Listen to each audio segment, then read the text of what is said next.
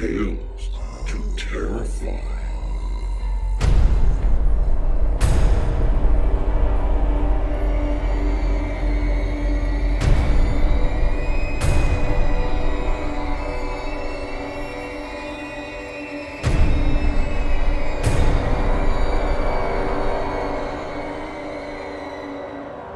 Good evening, children of the night. Come on into the cabin and get warm. Virginia has turned to a bitter winter, cold and icy. But in here, we'll keep you warm. Get something to eat and something to drink and settle on in.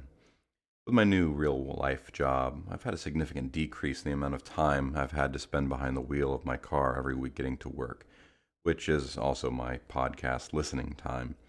As regular listeners know, I'm a fan of Josh and Chuck over at Stuff You Should Know. As I was working on getting caught up on the podcast that I listened to, I came across their episode about the satanic panic of the 1980s. Well, as a child of the 80s and of a conservative Christian family, I remember quite well my parents telling me that gangs of Satanists were roaming the streets looking for blonde-haired, blue-eyed boys like me to sacrifice to the Dark One himself. Of course, that was terrifying, but I outgrew that, the terror and the blonde hair, that is. But those were real things in my world, the understanding that at any point I could have been snatched up by some spooky guys in robes and sacrificed to the devil as part of a satanic ritual. Had that as a reality for years. But that satanic ritual abuse lingered around for a long time, and we looked for demons under every rock and around every corner. Maybe that's where I got my first good taste of this horror stuff. Let's get on to our fiction for the night. We have a single story. This one from A.C. Lippert. A.C. Lippert is a graduate student at the University of Louisville, but he is originally from Grand Ledge, Michigan. Along with writing and reading, he enjoys bouldering, exploring the city, and supporting the Arsenal Football Club. Come on, you gunners. His fiction has also appeared in Lao Tzu, Down in the Dirt, Delta Howl, and Conceit magazine. He lives in Louisville, Kentucky with his wife Stephanie and puppy Reptar. Now we will hear Mr. Lippert's Sweet Dreams.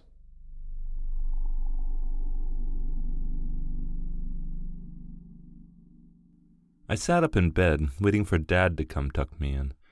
Mom had changed my bed sheets. These were the last pair in the house since I had barfed on all the others. Each of the last 3 nights, I woke up a few hours after falling asleep and hacked my lungs out and heaved and lurched out all my stomach's contents.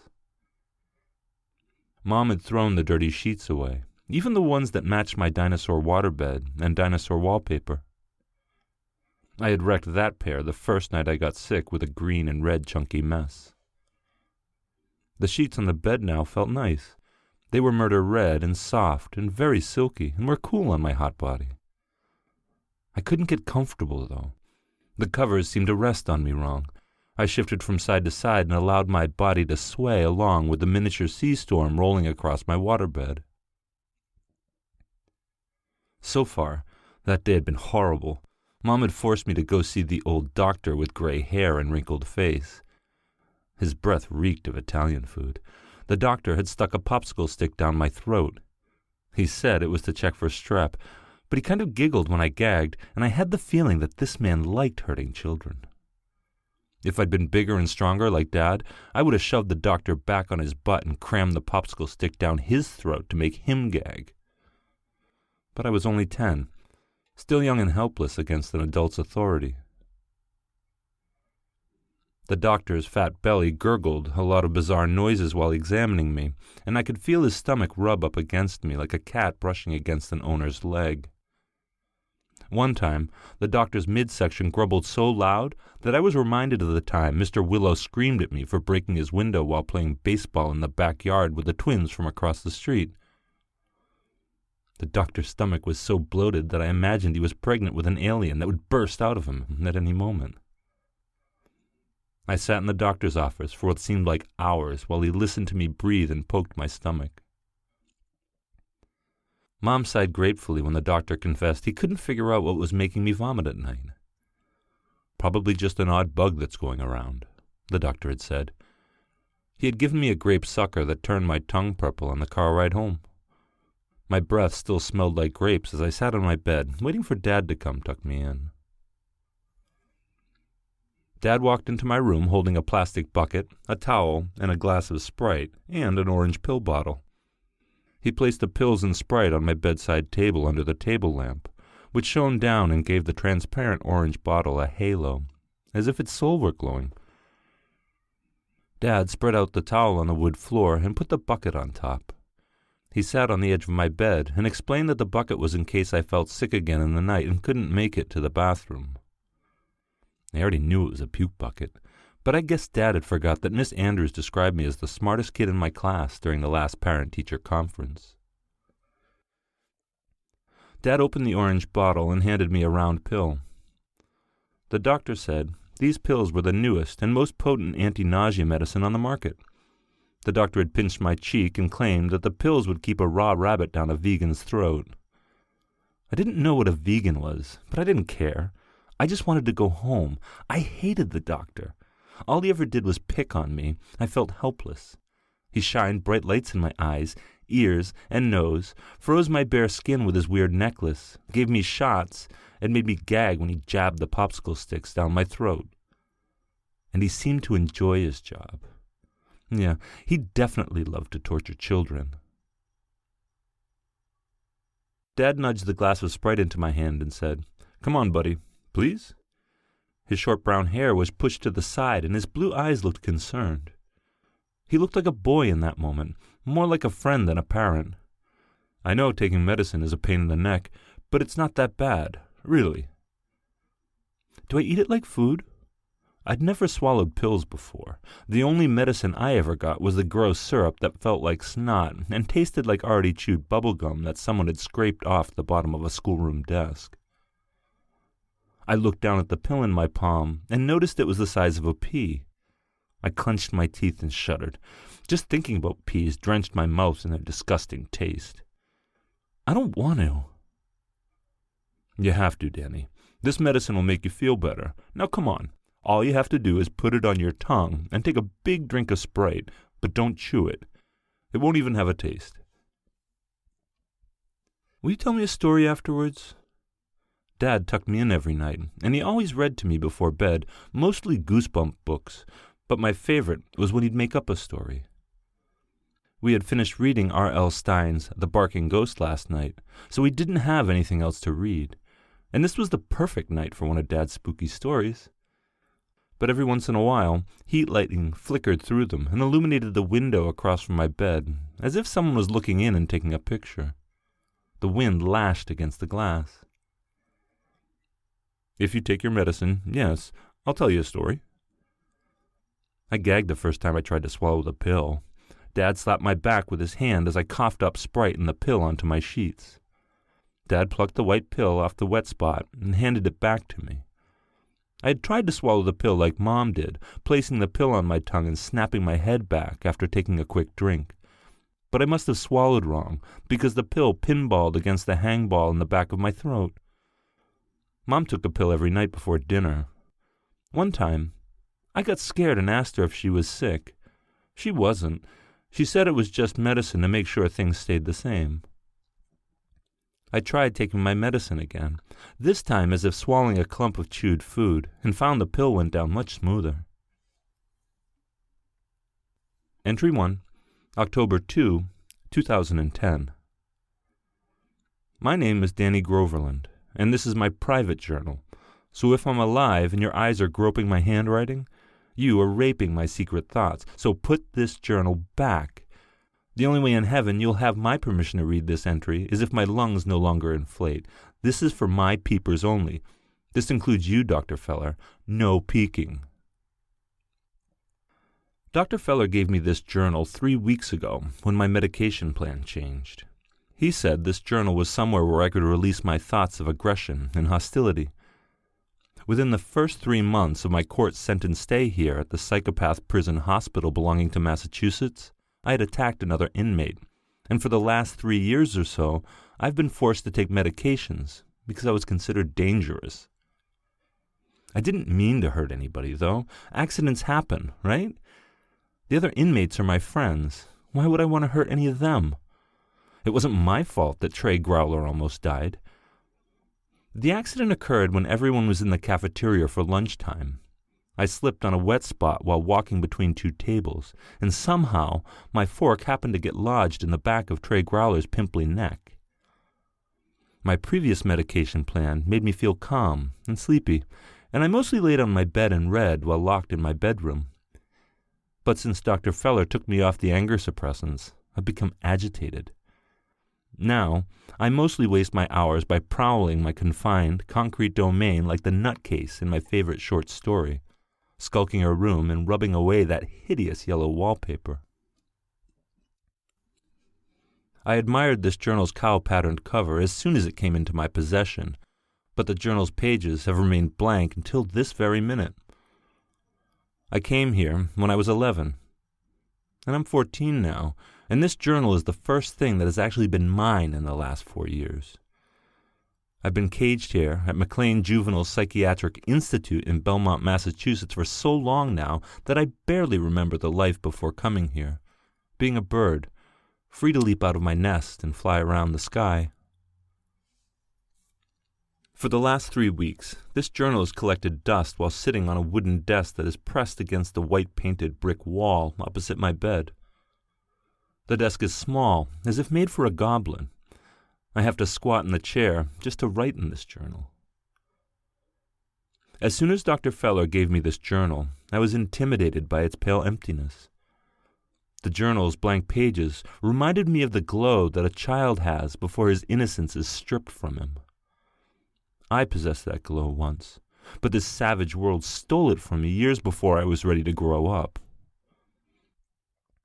So, how could I destroy this journal's purity when I was constantly reminded of what happened in my horrific life?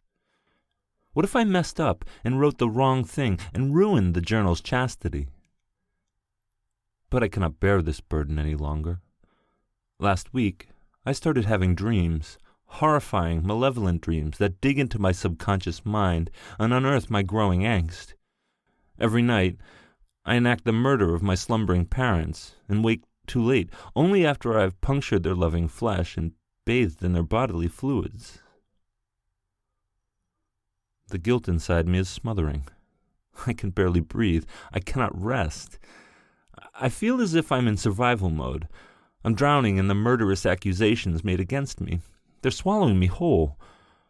I need this journal to hear my story and help me put this crumbling cookie back on the baking sheet. I need to know if I actually murdered my peaceful parents on June 26, 2006, with nothing but my naked hands and a knife, as the entire world claims. How could I, a loving son, act on such diseased impulses if I didn't have them? But my psychologist, Dr. Feller, assures me that I'm guilty of the crime. He occasionally incriminates me with his words, but he mostly projects his judgment when his eyes glare at me and he tilts his head like a baffled puppy and itches his 2-day-old gray stubble. He tells me, at least once a week in our meetings, that my mind has merely repressed these memories. He says that my brain has a delete button, and my fragile mind utilized this defense mechanism to protect me from my past. I nestled into my fluffy T-Rex comforter as Dad got up and turned off the bedroom light. I love my dinosaur covers so much that my sleeping mind had known to protect them from my gushing dinner the last 3 nights. These covers had a picture of a Tyrannosaurus Rex flashing his serrated jaws, roaming through a forest of prehistoric trees and bushes. All the other dinosaurs hid in fear of the king. The T-Rex's teeth were so white and clean, they looked like they were made of fresh pearls that had just been ripped off an oyster's tongue. They had never known the salty scarlet of an herbivore's blood, but every time I studied this beast that kept me warm at night, I imagined raw meat gnashing between its teeth. The look in the T-Rex's eyes was lethal, and it displayed his killer instinct. My waterbed sloshed and waved like a boat had driven through when Dad sat on the edge. The lamp on my nightstand was still on, and its glow stretched across my room and made the triceratops and velociraptors on the wallpaper look like they were lurking around a caveman's fire. The light's light slapped Dad right in the face, but Dad's whiskers created a dark shadow on his cheeks. "You ready for your story?" "Yes." "Once upon a time, there were aliens from outer space," Dad started. His hands were folded on his knees, and his demeanor was serious. He didn't smile like he normally did while making up stories. Dad's blue-eyed gaze was serious, like he was telling me his darkest secret. These aliens were from a planet called Malta 4-Dare. There were no trees or grass on this planet, no water, and most of the planet was covered with mountains.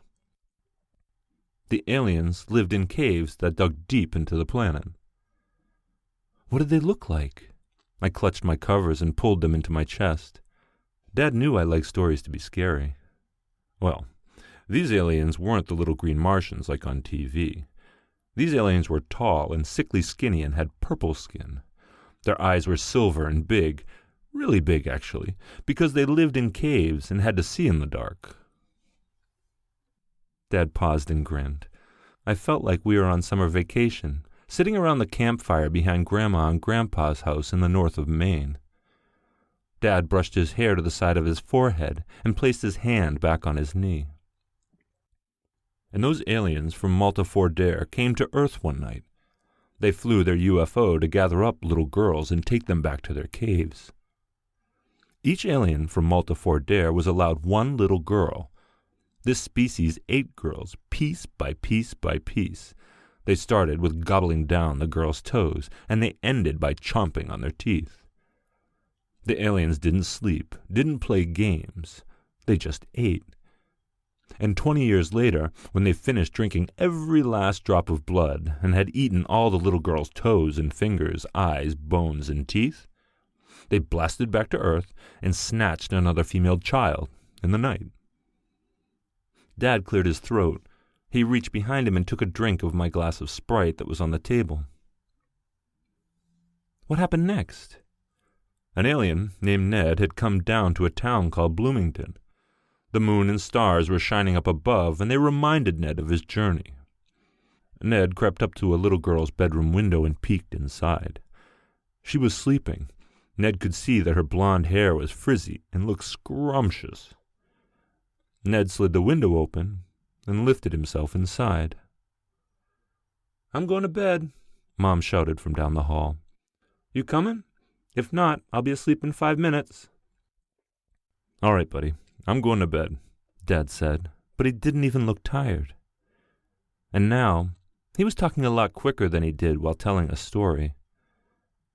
"I'm beat. You ready to turn in?" "No, I'm not even tired.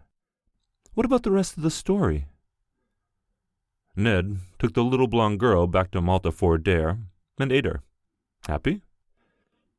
"Okay, let's say your prayers." Dad and I said my nightly prayers together.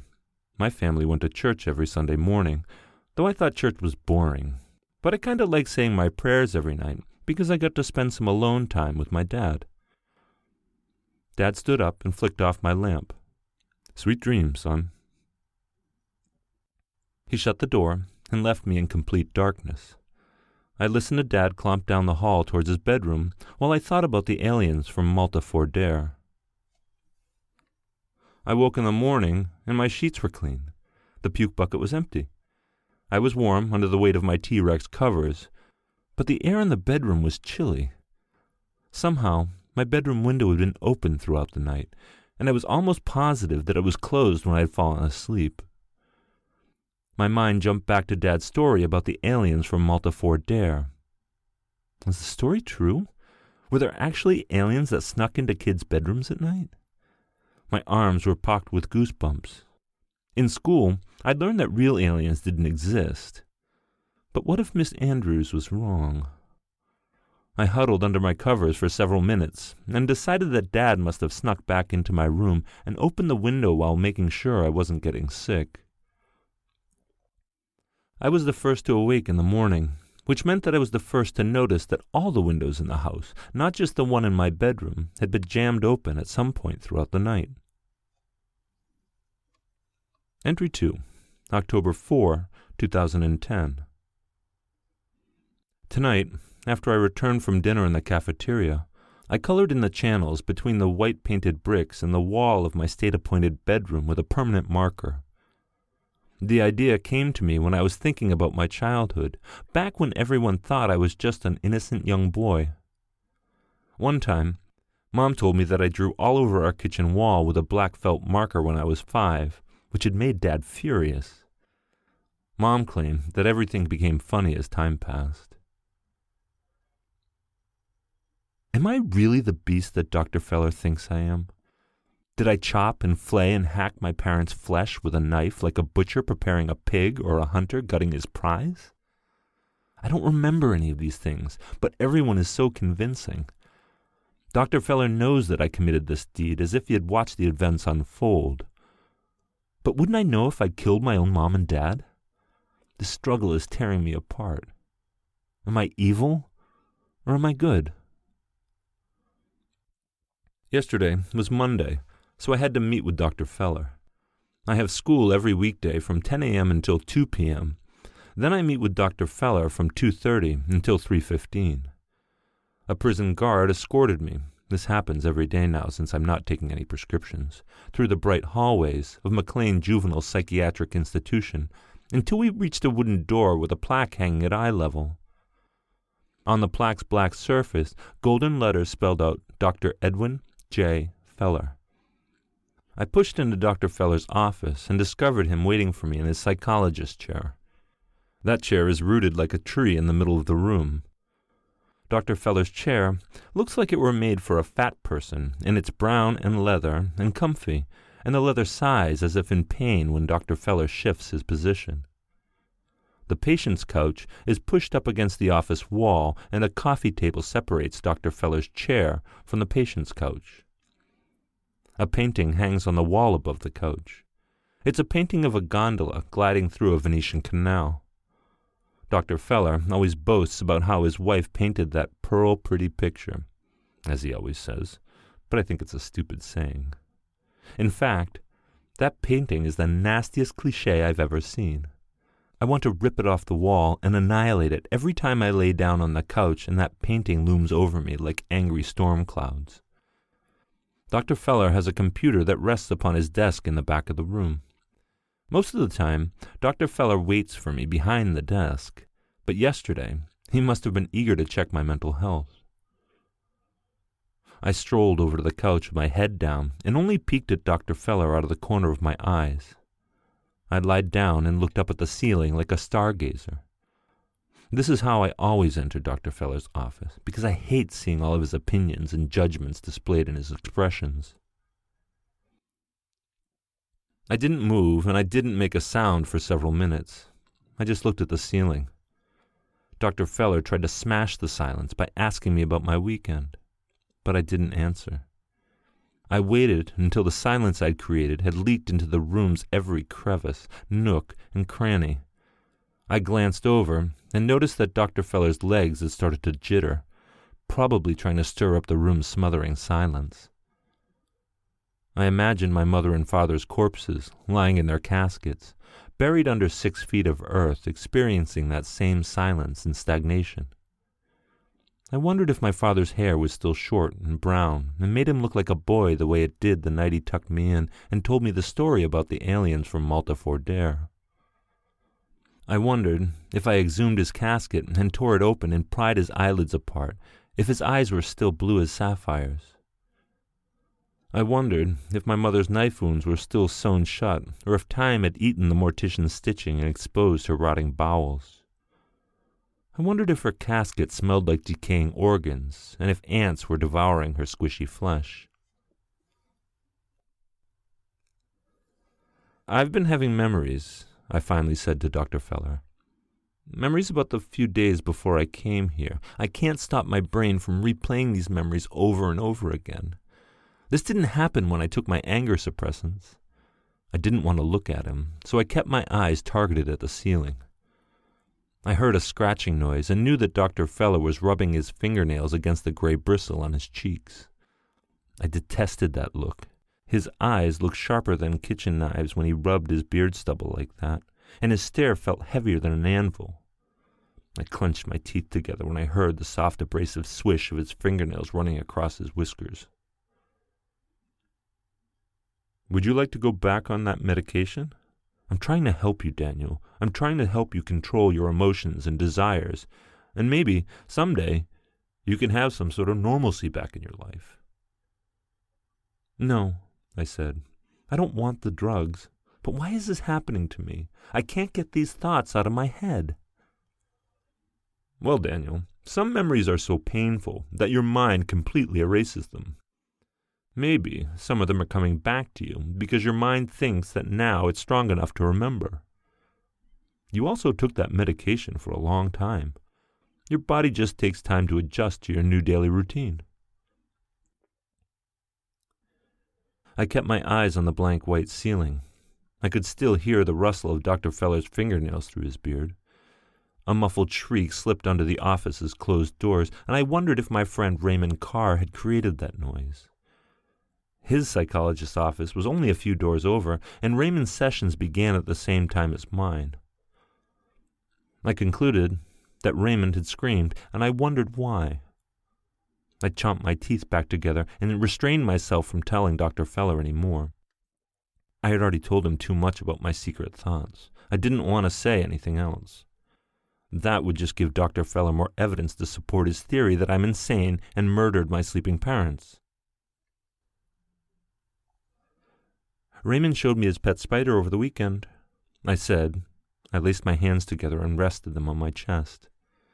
Until then, I hadn't realized how hard I was breathing. It's a daddy long-leg, and it lives in the corner above Raymond's bed. I talked about more nonsense like this until my session was over at 3:15. A muscular prison guard knocked on the door and walked me back to my cell.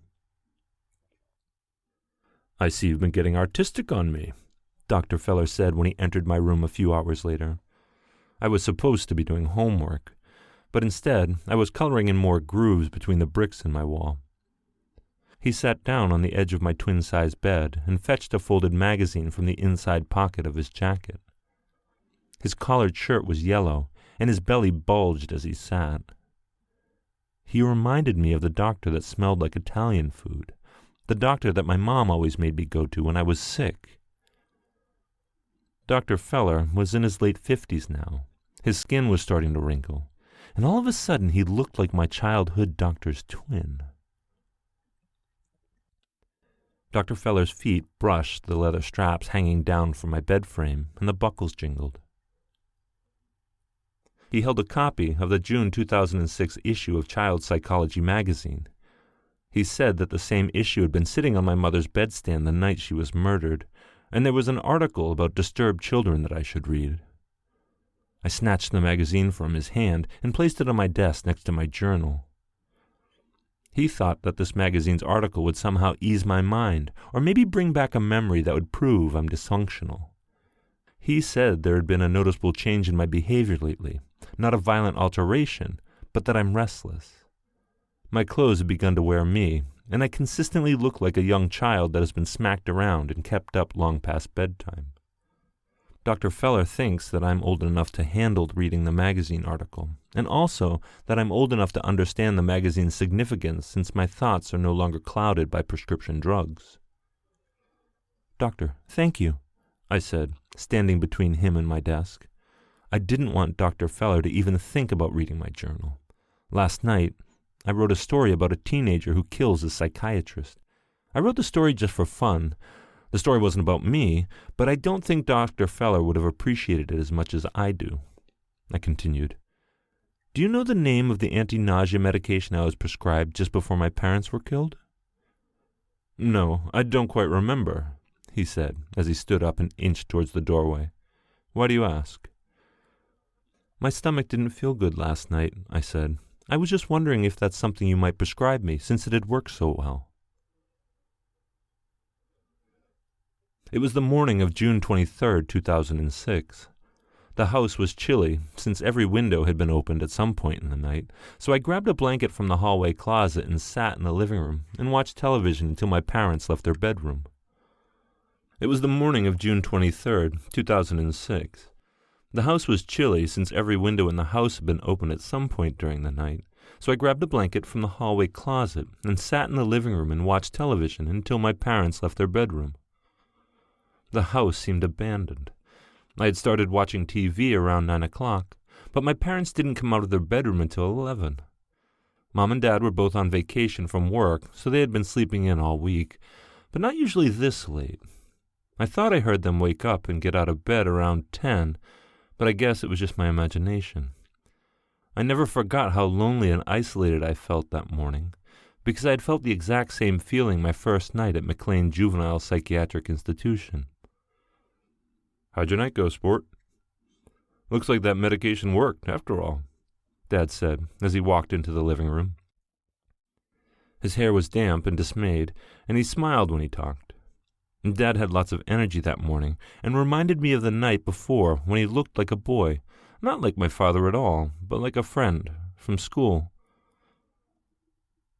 "Nope, I slept through the night, but you already knew that." "I did? How so?" "Didn't you come and check on me while I was sleeping? Didn't you open the window last night?" Dad wore navy gym shorts and a gray tank top.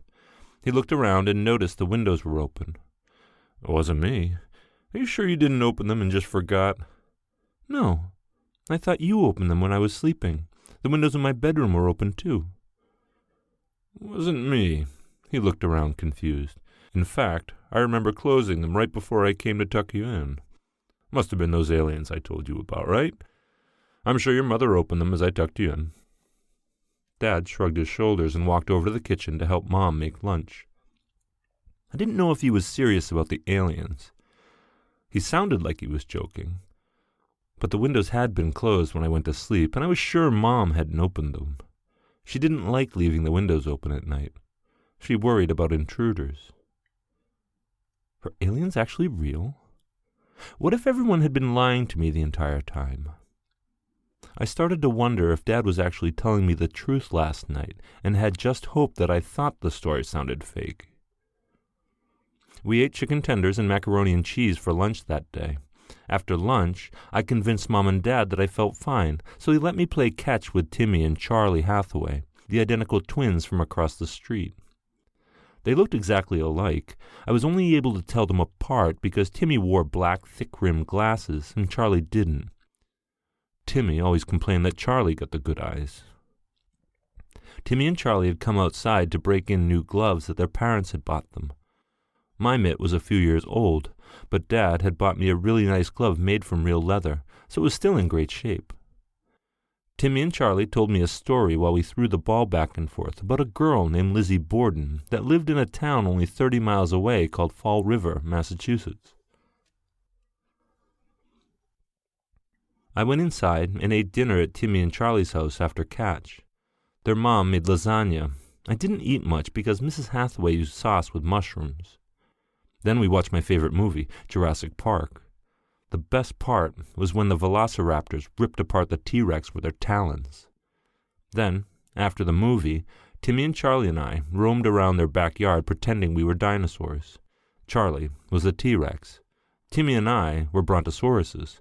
Charlie ran around and pounced on us and fake devoured us, but Timmy quit when I accidentally knocked his glasses into the grass and almost broke them. Then Mrs. Hathaway said it was time for me to go home. Dad tucked me in again that night. I sat up in bed with the covers only up to my knees when Dad walked in. He carried that orange pill bottle in one hand and my glass of Sprite in the other. The plastic puke bucket still sat on the towel next to my bed from the night before. The toy box in the corner of the room was open, and my action figures were scattered on the floor. I was supposed to put them away earlier, but I hadn't. My waterbed rolled like a lake as he sat down on the edge. He looked more tired than he had the night before. He had worked in the yard all day, chopping up wood for the fire pit out back and mowing the grass. He had just taken a shower, so he smelled like a bar of soap. "You got to take your medicine so you don't get sick again. You did pretty good last night, so tonight should be a piece of cake." I scrunched my face in protest and shook my head as I remembered how my first attempt at swallowing the pill had made me gag, and I wanted Dad to know that I didn't want to take the medicine. "How about we make the same deal as last night?" he said. Dad held the glass in his hand and rested the bottom on his thigh. I'll tell you another story if you don't give me a fuss. How's that? I agreed. Hearing one of Dad's story was definitely worth taking medicine, even if it was the nasty syrup kind. Swallowing the pill was easier that night. Swallowing a pill was actually easier altogether if I took a big enough drink of Sprite. Dad got up from the edge of the bed and killed the light emanating from the bulb on my ceiling, and the lamp on my bedside was left to distribute a dull glow without competition. I slunk down and nestled under my covers as Dad refound his seat. I peeked across my room to the window, remembering Dad's story from last night and wondering who had opened that window while I slept. The window was closed now, and I'd locked it to make sure things stayed that way. Once upon a time, Dad began. He sat cross-legged and hunched over to rest his elbows on his thighs. I pulled my covers tighter into my body and smiled. I could tell by Dad's grin that this was going to be creepy like the one the night before. Once upon a time, Dad began. He sat cross-legged and hunched over to rest his elbows on his thighs. I pulled my covers tighter into my body and smiled. I could tell by Dad's grin that this story was going to be creepy like the one the night before. The story was about a haunted castle. The ghost that lived there was menacing and ferocious. He was the spookiest, scary ghost ever to float the earth. The ghost's name was Oliver von Bazar, and he lived a great life but died a horrible death. A long time ago, Oliver von Bazar was a French prince. He was engaged to the prettiest woman ever born. Her beauty was so extravagant that it couldn't be shackled by such insignificant words like gorgeous and lovely. The damsel's name was Lauren Sinclair. Wise old men compared Lauren's radiant blonde locks and her velvety flesh to a woman named Helen of Troy. Lauren's beauty was divine. Oliver and Laura were in love, but an evil baron by the name of Louis XIV was also in love with Lauren. Louis XIV envied the bond between them so much that he decided to separate the two lovers. One night, Louis poisoned Oliver's wine at a party. Oliver spent the next 2 days in hell, vomiting, battling a blistering fever, and gasping for air. With his last words, Oliver vowed to haunt his castle so that no soul other than Lauren could spend more than one night in the castle, even after Lauren died. Oliver did many different things to scare the castle's visitors. My favorite was when Oliver wedged knives, axes, and blades into the cushions of a couch while no one was near. And when someone entered the room, Oliver would manifest out of thin air, stroll over to the lethal piece of furniture, and impale himself slowly and painfully. The castle's guests that witnessed this act of sadism were so horrified that they left the country. Some vacated the continent. The ending of this story was much better than the previous night's. This story ended when Oliver von Bazar scared an old lady to death. Since then, no one ever returned.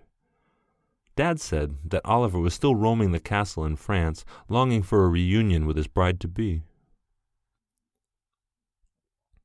I could barely hold my eyes open by the time Dad was finished. I stumbled through saying my prayers. When his fingers reached the light switch, Dad stood up and paused. He said, "Good night, Danny boy. Sweet dreams." "Good night." He flicked off the switch and left me to fall asleep in darkness. October 5th, 2010. Today is Wednesday. I had another therapy session with Dr. Feller today, and I didn't want to tell Dr. Feller about anything important, and my eyes kept getting sucked into the white abyss that hangs over his office. That painting of a Venetian canal hung above me like an ill-intentioned shadow. I kept the reoccurring dreams and thoughts I'd been having locked up inside my head. I told Dr. Feller about how I'd vomited in the cafeteria while eating lunch and made a mess all over the lunch table. But I didn't tell him that I'd caused myself to puke by sticking my fork too far down my throat. I wanted everyone to think my stomach was sick.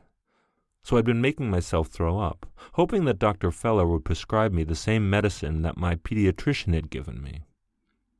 Dr. Feller looked like that wrinkly old doctor anyway, so why couldn't he give me the same medicine?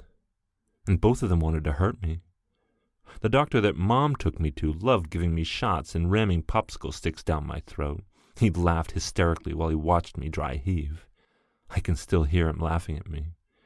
And Dr. Feller always judges me. He knows that I killed my parents, and he tells everyone that I did.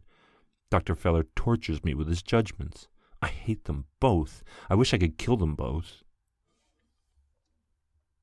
The cafeteria served macaroni and cheese today. My puke mess was lumpy and yellow, and it stunk of apples and dirty diapers. Some puke even splashed onto Raymond Carr's plate. Raymond is my 16-year-old friend that lives in the state-appointed bedroom next to mine. He has black hair and emerald eyes. Raymond is chunky. Raymond's flesh is pale like the moon's cold surface. He was sentenced here a year ago because he accidentally killed both of his parents and his 4 dogs. One day, a voice in Raymond's head told him that there were beehives in his dog's fur, so he drenched his dogs in gasoline and lit all 4 dogs on fire. Everything inside the house, except for Raymond, was ash within 2 hours. When puke got on his plate, Raymond didn't even flinch. He didn't even stop eating. He called it natural seasonings and even made a song he sang all day. It goes, lunch and natural seasonings, lunch and natural seasonings, lunch and natural seasonings, yum, yum, yum. I was the last in the house to wake. The medicine had worked for the 2nd night in a row, but I still hated that mean old doctor. My parents were waiting for me in the living room when I exited the hallway. They sat together on the couch and stared. I knew that something bad had happened as soon as I noticed how the lazy boy chair had been moved to face the couch. Mom and Dad had positioned the furniture the same way when they told me that Uncle Joe had died. "Danny, come over here and sit across from me and your mother," Dad had said. He was holding Mom's hand. She had a pained expression on her face, as if Dad was squeezing her hand too hard. "Can I have breakfast first? I'm hungry." I looked at the oven's clock, which read 11:30, but for some reason I was still tired. "No, Daniel, now. Come over here and sit down," Dad said. Mom said, as I sat down in the leather recliner, "Do you love me? Were you trying to hurt me? Tell me the truth, Daniel." Mom's eyes looked big and wet. She wasn't crying, but I could tell she wanted to. My mouth gaped. What was she talking about? Of course I loved her. I loved both my parents. "Danny," Dad said, "I don't understand. What would compel you to do something so dangerous and stupid? The story I told you last night was made up. You know that, don't you? Someone would really get hurt if they did it in real life." "What do you mean?" "Oh, don't play dumb with me, Daniel. You know exactly what I'm talking about." "No, I don't." A tear dropped onto Mom's cheek and rolled down her face. I could feel tears well up behind my eyes, too. I hated being in trouble. It made me feel embarrassed and uncomfortable, and I loved my parents, and I didn't want them to be mad at me. "The couch, Daniel. I'm talking about what you did to the couch last night." "We're so ashamed of you," Mom added. "I didn't do anything to the couch, I swear." I scanned the couch, and nothing appeared to be wrong with it. I tried to remember if I'd spilled ice cream or pop on the couch lately, but nothing came to mind. "Oh, really?" Dad said. "Then how did every single knife in the kitchen get into the living room and get stuck in the couch cushions, huh? Remember that from the story? Explain that to me. Did the knives grow legs?" I was silent for a moment. I looked around, trying to find the knives, but they were nowhere. I remember the story. I loved the story. That had been my favorite part, but I didn't do anything to imitate it. Why were Mom and Dad doing this to me? Was Dad playing a trick on me? I hadn't opened the windows yesterday. But that was in one of his stories, too. "I already put the knives away," Dad said when he saw me looking around for them. "I didn't touch the knives last night." Denying his accusations were making things worse. Dad got even more furious, and he really started yelling. He grounded me for a week with no allowance, no friends, no video games, and no television. I sat in my bedroom for the rest of the day. Mom came in and stole all of my action figures that were sprinkled on the floor and said I wasn't allowed to play with them. So I sat in my room, and read the Goosebumps book Mom had borrowed from the library. I read the first 30 pages of Bad Hair Day, but I got tired and took a nap. I wasn't getting sick anymore, but I hadn't been sleeping well the last couple nights. I blamed that on the medicine. I woke up from my nap when Mom brought dinner into my room. She set the paper plate and glass of milk down on my bedside table and left.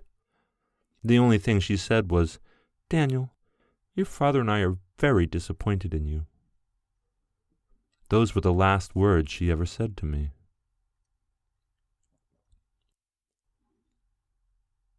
I ate and spent the rest of the night wiggling around on my dinosaur waterbed, making it slosh and sway, and pretending I was Captain Blackbeard battling the stormy waters on the high seas. I also spent a lot of time thinking about that story Timmy and Charlie told me the previous day. Timmy and Charlie said that Lizzie Borden lived a long time ago, and that one night she crept into her parents' bedroom and slaughtered them. She hacked her dad with an axe over 50 times, and her mom about 100, and Lizzie never even got in trouble for it. They put her in jail, but let her go after a few days. This story fascinated me. I wondered why a little girl would want to do such a thing. I wondered how she felt as the axe blade cracked her parents' skull and splattered their blood. Did Lizzie feel guilty? Did she feel happy? Timmy and Charlie even taught me a song about her. Lizzie Borden had an axe and gave her father 40 whacks, and when she saw what she had done, she gave her mother 41. I sang the song over and over that night while playing on my bed. I stopped singing when Dad barged in and ordered me to get ready for bed. Dad was quiet and businesslike while tucking me in. He used the least amount of words possible when making me take my stomach medicine and say my prayers. "You don't deserve a bedtime story," he said before I could even think about asking for one. "Dad?" I said as he got up and left the room. "Yes?" He turned around and looked at me as if I deserved a noose around my neck. "Do you still love me?" "Yes, Daniel. Your mother and I still love you. We always will. We're just very angry because of what you did last night. Sweet dreams, son." Dad flicked off the light and closed the door. I had trouble falling asleep that night. The song about Lizzie Borden was stuck in my head. Lizzie Borden had an axe and gave her father 40 whacks, and when she saw what she had done, she gave her mother 41. Images of a girl with horns protruding from her forehead, ripping out and eating her mother's intestines danced through my mind while trying to fall asleep. I curled into the fetal position and hugged my T-Rex comforter tightly. The next thing I saw were the freckles of a red-haired police officer as he shook me awake. My hands were zip-tied together, and I felt as if my whole body had been dipped in something slimy.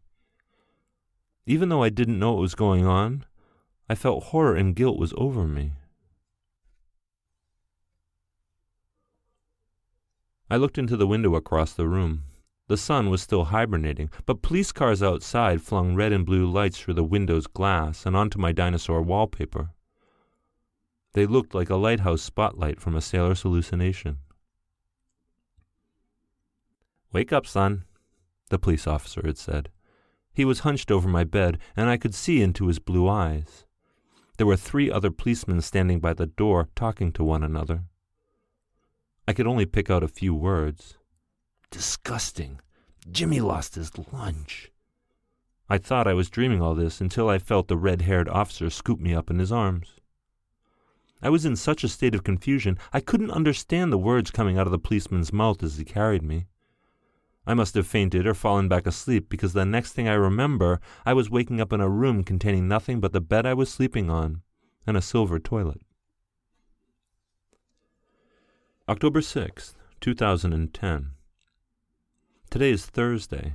Dr. Feller stopped by my room earlier to tell me about the anti-nausea pill I took 4 years ago, back when everyone thought I was just an innocent child.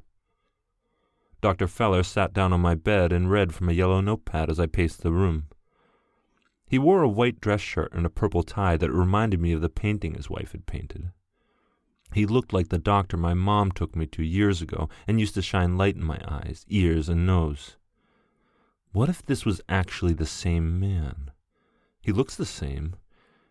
Has he followed me all these years? What if he's been trying to ruin my life year after year, day after day? Yes, he's the same man. He framed me. And now I rot in this mental asylum that is actually a maximum security prison for people who are not guilty. Raymond is not guilty. Everyone here is not guilty. This is all a sick game that doctors play on their patients. The prescription was called omeprazole. Known side effects are lack of sleep, a suppressed appetite, a severe rash, temporary loss of taste and smell, diarrhea, and dizziness. The drug was new in 2006 and is currently only used in hospitals for severe cases of prolonged nausea. Dr. Feller said an orderly would stop by tonight before I go to bed to administer the proper dosage. I hope this will help you settle your stomach, Dr. Feller said.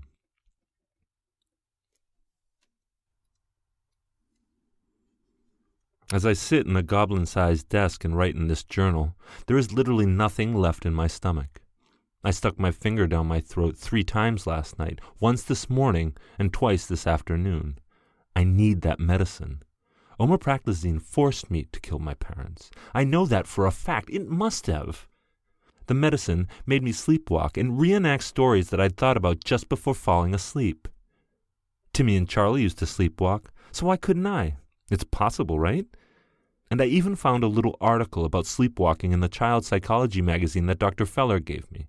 That was probably what my mother was reading about, not disturbed children. If anyone is reading my words, please neglect the small park marks on this page where my tears are now falling. Yes, maybe I did kill my parents, but not consciously. I swear on the Bible that it wasn't me. I didn't know what I was doing. I was asleep, I promise. I would never want to kill my parents, never in a million years. Dr. Feller wins this twisted game. I quit. He gets to have the last laugh. Tonight, after I take my dose of omeprazole, I'm going to have Raymond whisper a bedtime story through the barred window of both our cells.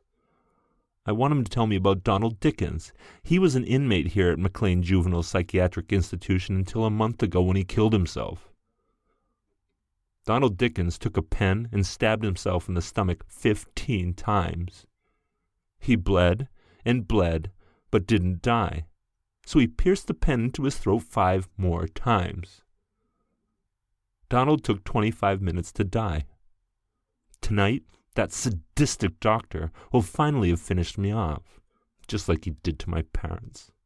No matter what, this will be my last journal entry. Sweet dreams.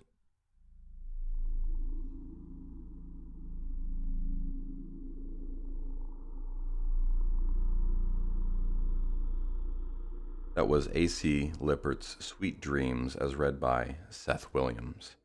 Seth Williams is the avatar for a 3-kilometer sentient starship that is parked, probably uncomfortably, close to the 3rd planet. Surprisingly, he has not yet been discovered.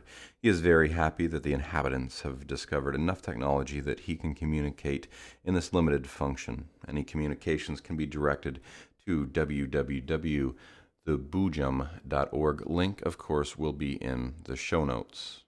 That will be our show for the evening. Children of the Night, join us again next week for another episode of Tales to Terrify.